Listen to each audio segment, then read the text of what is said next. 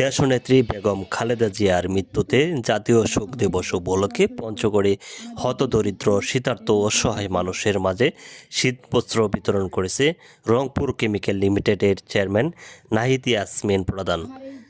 আজ দুপুরে পঞ্চগড় সদর উপজেলার বলিয়াপাড়া গ্রামের 500 হতদরিদ্র অসহায় মানুষের মাঝে শীতবস্ত্র কম্বল বিতরণ করা হয়।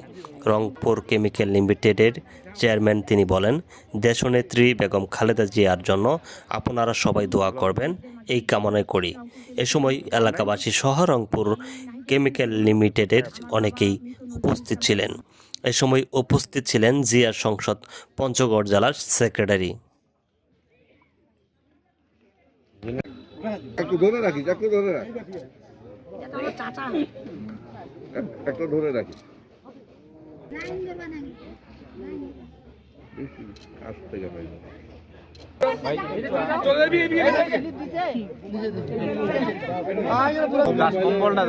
লাগাইছি